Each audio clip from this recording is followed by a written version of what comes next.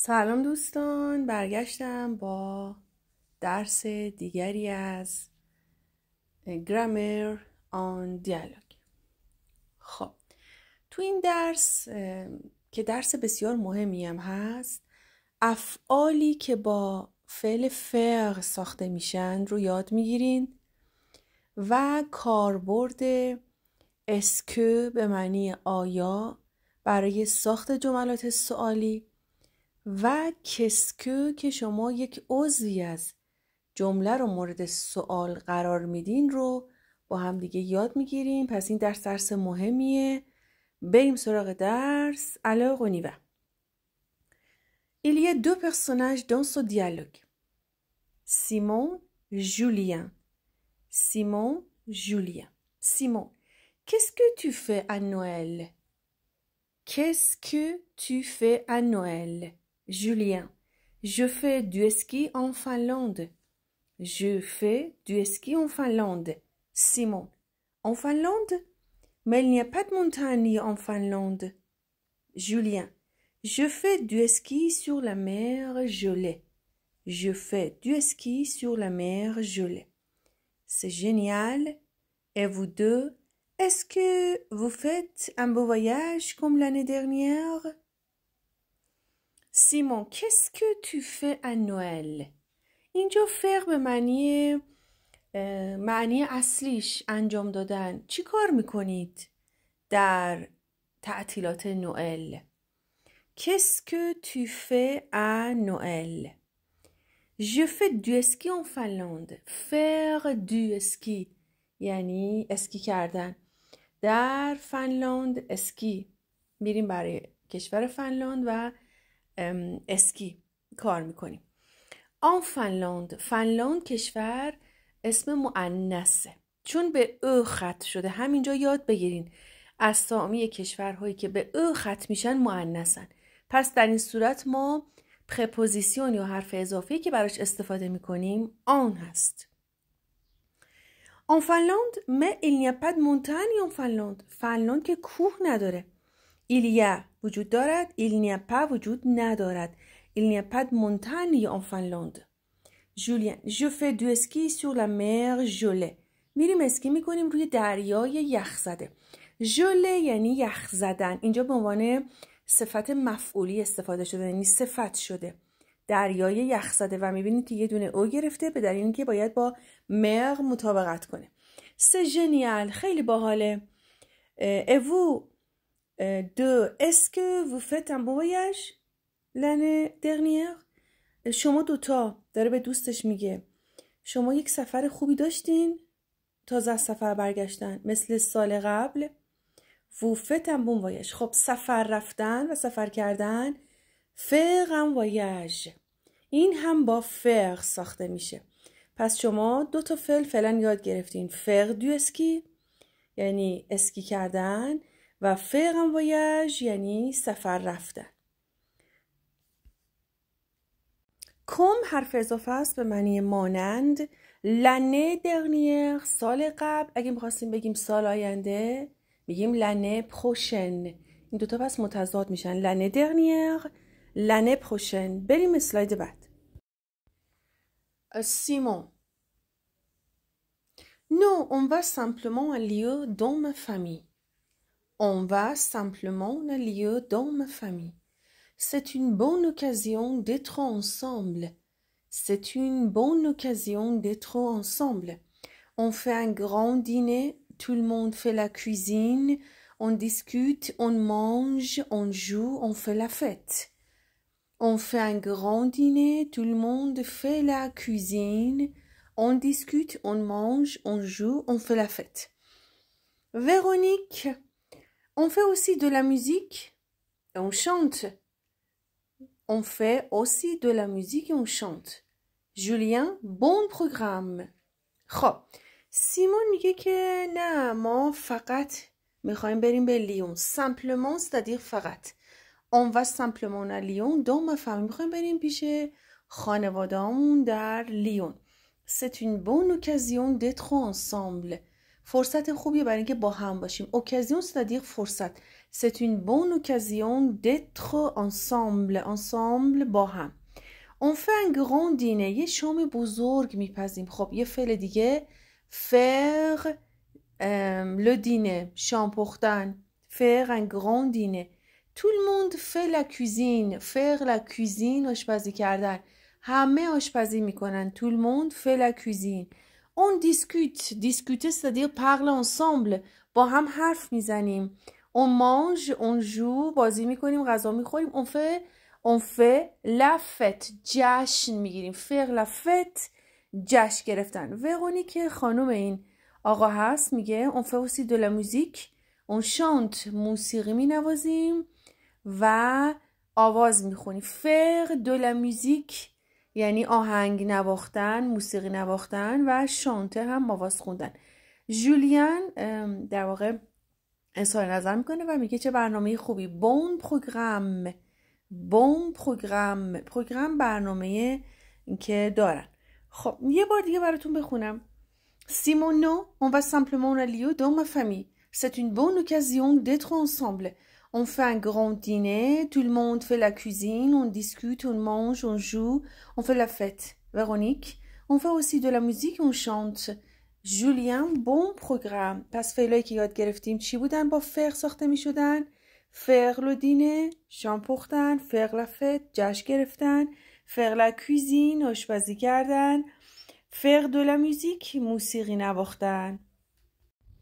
Alors, écoutez le premier dialogue et ensuite répondez aux questions. La première question.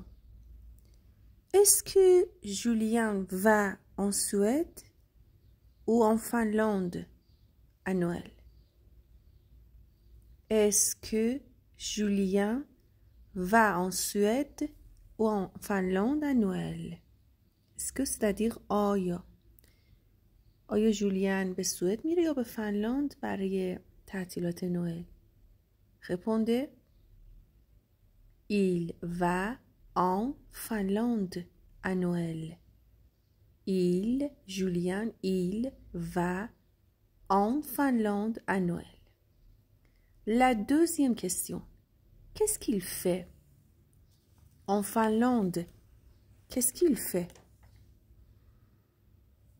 Il fait du ski sur la mer Gelée. Il fait du ski sur la mer Gelée. 3. La troisième question. Ses amis passent Noël en France? Répondez. Oui.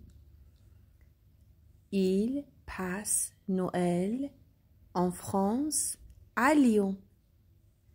Il passe Noël en France à Lyon. Qu'est-ce qu'ils font à Noël? Qu'est-ce qu'ils font? Ils font un grand dîner. Ils font la cuisine.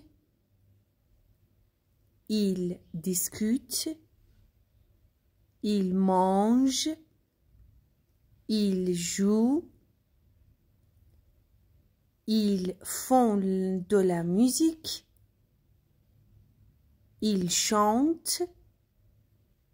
Ils font la fête. Qu'est-ce qu'ils font à Noël? Très bien.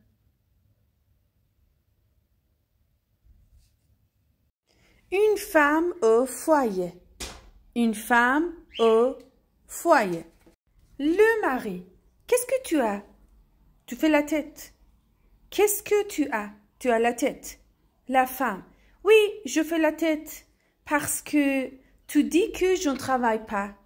Oui, je fais la tête parce que tu dis que je ne travaille pas. Je fais le ménage, je fais la cuisine, je fais la vaisselle, je fais tout dans la maison. Alors, je ne travaille pas? Oui, je fais la tête parce que tu dis que je ne travaille pas. Je fais le ménage, je fais la cuisine, je fais la vaisselle, je fais tout dans la maison. Alors, je ne travaille pas? Dans cette conversation, il y a deux personnages, le mari et la femme. دو شخصیت هست در این مکالمه و تیتر این مکالمه یک زن در خونه. Une femme au foyer. Le mari. Qu'est-ce que tu as? این ساختار و این اصطلاح رو یاد بگیرین. یعنی چه شده؟ چی شده؟ Tu fais la tête. قیافه گرفتی. Faire la tête. اینم اصطلاحیه که فعلیه که با faire ساخته میشه. Oui, je fais la tête. آره قیافه گرفتم. چون که parce que tu dis que je ne travaille pas. چون بهم گفتی تو کار نمی کنی. Je ne travaille pas. Je fais le ménage. من کاری خونه رو انجام میدم. Faire le ménage. کاری خونه. همه کاری خونه روی هم. Je fais la cuisine. Par exemple, faire la cuisine. آشپزی کردن. Je fais la vaisselle. Faire la vaisselle. ظرف شستن. Je fais tout dans la maison. من همه کار تو خونه انجام میدم. Tout, c'est-à-dire toutes les choses. Faire tout یعنی همه کاری انجام میدم. Alors je ne travaille pas. خب پس با این ترتیب من کار نمی کنم. Alors je ne travaille pas. خب به فعل هایی که شما با فعل فعل باید یاد بگیرین چند فعل دیگه هم اضافه کنید. Faire la tête قیافه گرفتن. Faire le ménage کار خونه رو انجام دادن. Faire la cuisine آشپزی کردن. Faire la vaisselle ظرف شستن. یا par exemple faire tout یعنی همه کاری انجام دادن. Faire la lessive لباس شستن.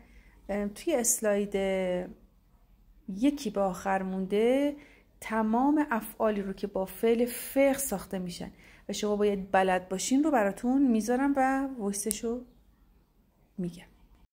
Le mari. Si, tu travailles. Si, tu travailles. La femme. Et toi, qu'est-ce que tu fais? Et toi, qu'est-ce que tu fais? Le mari. Je travaille au bureau. Je travaille au bureau. La femme. D'accord, mais pas dans la maison. D'accord, mais pas dans la maison. On travaille dans des domaines différents. On travaille dans des domaines différents, c'est tout. Le mari. Tu as raison. Tu as raison. ما سوال منفی بپرسیم و جوابمون مثبت باشه باید با سی جواب بدیم. Tu ne travailles pas? Si, je travaille. چرا؟ کار میکنم. و دقیقا معنی این سی همان معنی که شما در فارسی دارین. چرا؟ تو کار میکنی. Et toi, qu'est-ce que tu fais? تو چی کار میکنی؟ Qu'est-ce que tu fais? Le mari. Je travaille au bureau. من تو دفترم کار میکنم. تو اداره کار میکنم. Je travaille au bureau. La femme. D'accord. Mais pas dans la maison. اما تو خونه که کار نمی کنی. Pas dans la maison. این چی بوده؟ Tu ne travailles pas dans la maison. Mais pas dans la maison. On travaille dans des domaines différents. ما در زمینه‌های متفاوتی کار می‌کنیم. Par exemple, le mari travaille au bureau, la femme travaille à la maison. دو زمینه متفاوت در اداره و در خونه. C'est tout. همین. Le mari, tu as raison. Avoir raison یعنی حق داشتن. یعنی حق با توه. Le mari, si, tu travailles. La femme, et toi, qu'est-ce que tu fais? Le mari, je travaille au bureau. La femme, d'accord, mais pas dans la maison. On travaille dans des domaines différents, c'est tout. Le mari, tu as raison. Écoutez le deuxième dialogue et ensuite répondez aux questions. La première question. Est-ce que la femme travaille? Est-ce que la femme travaille? Où travaille-t-elle? Où travaille-t-elle? Est-ce que la femme travaille, oui ou non? Oui, elle travaille à la maison. Oui, elle travaille à la maison. Qu'est-ce qu'elle fait? À la maison, qu'est-ce qu'elle fait? چی کار میکنه توی خونه? Elle fait le ménage. Elle fait la vaisselle. Elle fait tout dans la maison. به گفته خودش و در دیالوگ داشتین. La troisième question. La troisième question. Est-ce qu'elle est contente? Est-ce qu'elle est contente? Est-ce que la femme est contente? Non, elle n'est pas contente. Elle fait la tête. قیافه گرفته خوشحال نیست. Elle fait la tête. La quatrième question. Est-ce que son mari travaille? Est-ce que son mari travaille? Il travaille ou il ne travaille pas? Oui, très bien. Il travaille au bureau. Il travaille au bureau. La cinquième question. Et vous? Est-ce que vous travaillez? Est-ce que vous travaillez, oui ou non? Oui, je travaille à la maison. Non, je ne travaille pas. کار میکنید یا نمیکنید؟ و اگه بپرسند la sixième question, qu'est-ce que vous faites? Qu'est-ce que vous faites? Utilisez le verbe être. از فعل être استفاده کنید. Par exemple, je suis professeur, je suis ingénieur, je suis cuisinier, je suis cuisinière, je suis employé. خب دوستان بریم سراغ صرف این دو فعل. La conjugaison du verbe faire. C'est un verbe du troisième groupe. گروه سه هست. Je fais, tu fais, il fait, elle fait, nous faisons, vous faites, ils font, elles font. Et la conjugaison du verbe dire. Je dis, tu dis, il dit, elle dit, nous disons, vous dites, ils disent, elles disent. خب دوستان هر دو فعلی هستن که فعل‌هایی هستن که در گروه سوم قرار میگیرن چون به اق او ختم شدن. خب یه نکته ما میگیم nous faisons. attention nous faisons. نمیگیم nous faisons چون قرارمون اینه که در آوای حروف ترکیبی هر زمانی ا در مجاورت ای قرار گرفته بود صدای ا بده ولی این استثناء میگیم nous faisons. خب دقت کنید vous faites vous dites تمام افعال اگر گروه یک یا گروه دو یا گروه سه باشن در دوم شخص جمع اوزد میگیرن بجز این دوتا فعل بجز فعل فر و بجز فعل دیغ که به جای اوزد او اس گرفتن vous faites vous dites. پس به این ساختار در واقع غیر معمول این دو فعل در دوم شخص جمع دقت کنید vous faites vous dites. فعل فعل یک ساختار نامتعارف و غیر معمول دیگه هم داره اون در سوم شخص جمعه il elle font در صورتی که ما باید در سوم شخص جمع ont بگیرن افعالمون. La phrase interrogative. La phrase interrogative. جملات سوالی. خب ببینیم چجوری جملات سوالی رو در سطوح مختلف زبانی میسازیم. اولین حالت که توی هر زبانی مشترکه انتوناسیونه یعنی تغییر لحن و آهنگ. شما بدون اینکه در ساختار جمله دست ببرین یعنی فاعل سر جای خودش، فعل سر جای خودش، مفعول سر جای خودش، قید سر جای خودش، شما میان فقط لحنتون رو تغییر میدین و جمله رو سوالی میکنین. پر exemple tu aimes le chocolat. C'est une phrase یک جمله چیه؟ یک جمله خبریه. حالا من اگه بخوام این جمله رو انتروگاتیو کنم یعنی سوالی کنم میام لحنم رو عوض میکنم. tu aimes le chocolat. شکلات دوست داری؟ هیچ تغییری در ساختار جمله نمیدم. خب پس به طب جوابی که میتونیم بدیم میتونه با وی باشه، میتونه با نو باشه، میتونه با بیان سور باشه و میتونه با پوتتر باشه. دومین حالت سوالی کردن که در لانگ لیترار یا زبان ادبی خیلی دیده میشه آوردن اسکو به معنی آیا اول جمله است. این اسکو اول جمله میاد و از جابجایی فعل و فاعل یا به تعبیری دست بردن در ساختار جمله جلوگیری میکنه. اسکو تو املو شکلات؟ در واقع آیا تو شکلات دوست داری؟ میتونه جوابش وی باشه، نو باشه، بیانسو و پوتتر. حالا اسکو که ابتدای جمله میاد یک ساختار فیکس و ثابته. اگر شما ضمیر فاعلی یا اسمی که بعد از اسکو میاد با حرف صدادار شروع بشه، شما در واقع آپوستروف دارین، حذف میشه آپوستروف. پر اکزامپل اسکلی ام لو شکلات، آیا علی شکلات دوست داره؟ اسکل ام لو شکلات، آیا اون خانم شکلات دوست داره؟ خب پس اسکو بود dans la langue littéraire و انتوناسیون dans la langue parlée یا la langue courante، زبانی که ما صحبت میکنیم و متداوله. از انتوناسیون و اسکو استفاده میکنیم به معنی آیا. میتونه در زبان محاوره‌ای هم اسکو استفاده بشه، کمان که شما در کنورساسیون دیدین که استفاده شده بود. خب روی یکی از المان‌ها یا اجزای جمله اگر بخوایم سوال بسازیم از کسکو استفاده میکنیم. در واقع با آوردن کسکو ما یک کستیون اوورت داریم. میتونه رپونس یا جوابتون جو، تو، ایل، ال، نو، وو، ایل، ال، سه اپوستروف باشه. جواب شما میتونه اینها باشه.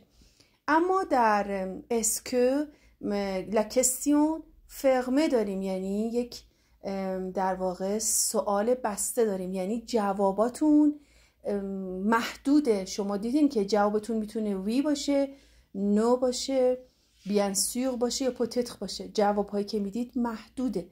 اما کسکو که روی یکی از المانهای جمله ما میایم سوال میسازیم، لا کستیون اوورت یعنی بازه، ما میتونیم از تمام ضمایر فاعلی و پرونوم نوتر سو استفاده کنیم. par exemple qu'est-ce que vous faites le week-end؟ qu'est-ce que vous faites le week-end؟ تعطیلات چیکار میکنی؟ je fais du vélo. ببینید که از ضمیر فاعلی je استفاده کرده. qu'est-ce que vous faites dans le week-end؟ je fais du vélo. qu'est-ce que c'est؟ qu'est-ce que c'est؟ این چیه؟ C'est un film de science-fiction. C'est un film de science-fiction. یک فیلم علمی تخیلی. از ضمیر یا پرونوم نوتر سو استفاده کرده. پس کسکو میاد اول جمله و میبینید که جای فعل و فاعل هم عوض نمیشه به دلیل اسکویی که در ساختار کسکو وجود داره. شما جای فعل و فاعل رو نمیتونین عوض کنید. و la question ouverte میسازیم.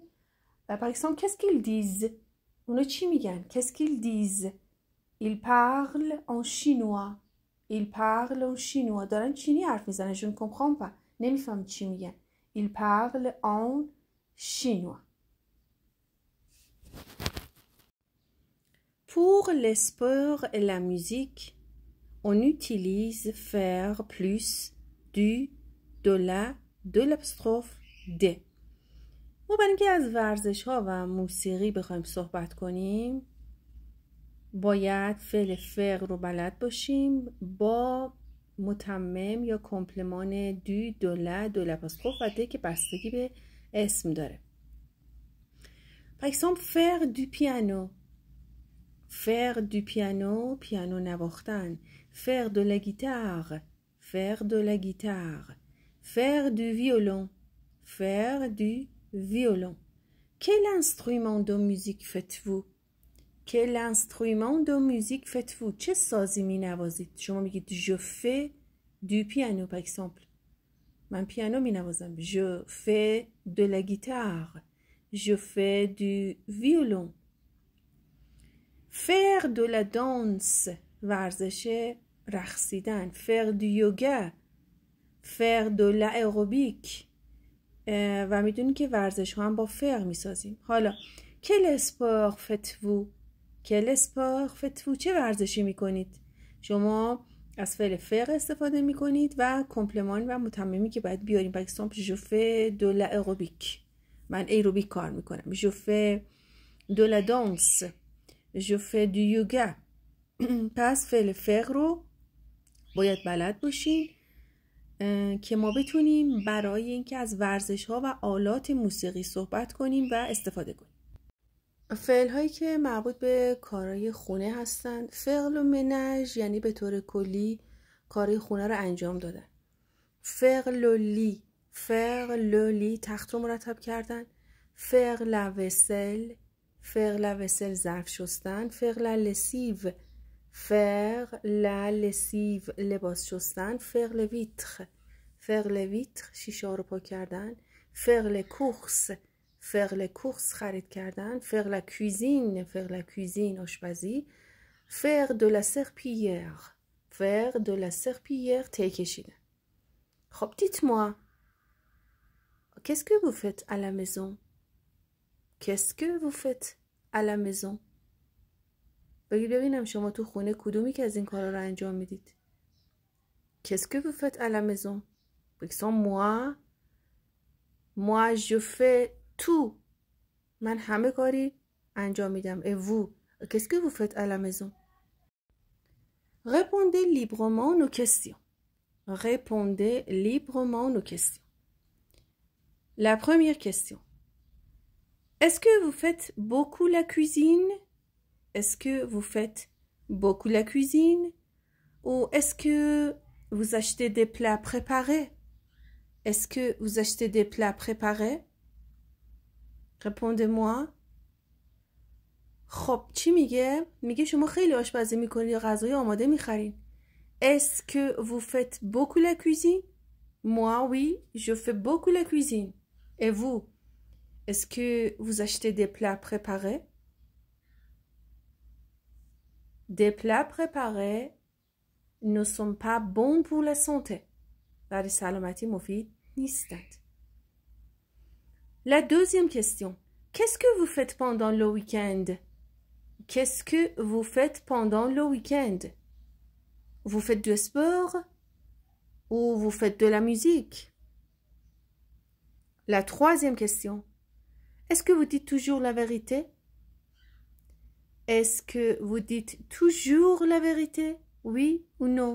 Parfois ou toujours? Je dis toujours la vérité. Et vous? Est-ce que vous dites toujours la vérité? آیا همیشه واقعیت رو میگید؟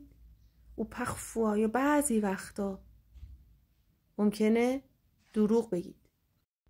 Dire la vérité یعنی واقعیت رو گفتن. C'est le contraire de mentir ou ne pas dire la vérité. دروغ گفتن و واقعیت رو نگفتن. Par exemple, je dis parfois la vérité. بعضی وقتا واقعیت رو میگم. Je dis toujours la vérité. همیشه واقعیت رو میگم.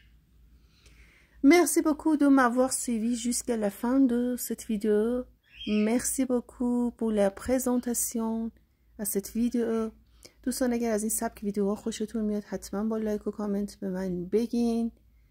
به دوستان خودتون همین کانال رو معرفی کنید. Merci beaucoup.